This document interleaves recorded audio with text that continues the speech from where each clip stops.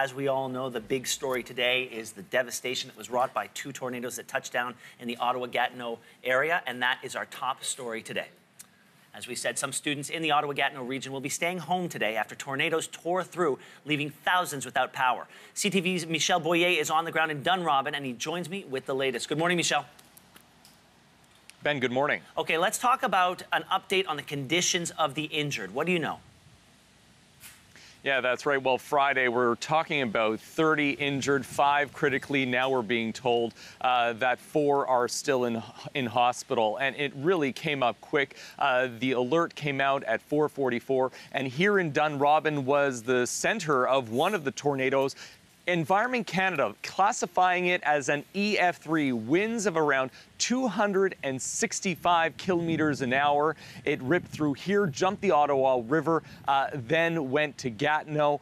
Many were injured. We're talking about dozens of first responders, police, fire crews were on the scene that night. And as we know today, some are still recovering in hospital. Well, we are talking about the injured, but thankfully, we're not talking about any deaths due to these these tragedies. Some families are praising the Alert Ready emergency warning system, with some crediting it for their survival. Talk to me about the role it played in this disaster.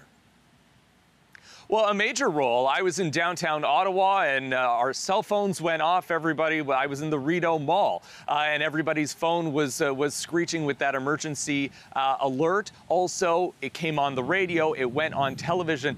And if you look at the timing, that first alert came out at 4:44. It was issued by Environment Canada, and they say that the tornadoes hit and started spinning at around 5 o'clock. But when I was here on Friday, many residents were telling me, yeah, they got the alerts. Yes, they were surprised. They knew that something was happening outside, but never did they expect the damage that it caused. Many say, you know, they've seen tornado damage from places like Tornado Alley in the United States, but never were they expecting it so close to home, particularly here in Canada. And experts are also saying it's quite unusual for this sort of tornadic activity in September in Canada. Well, yeah, I'm glad you mentioned Tornado Alley, because that's what the pictures remind us of as we've been watching them, as you've been speaking. So we're into cleanup and recovery right now. What's on the agenda today? Well, right now, what we're being told is really it's an opportunity for residents to get a handle on what the condition of their home is.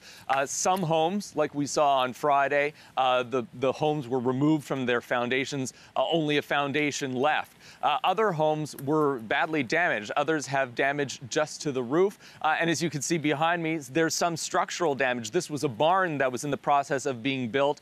It pretty much looks like a pile of matchsticks right now. Some residents have been told that it'll be at least a week before they can get to their homes.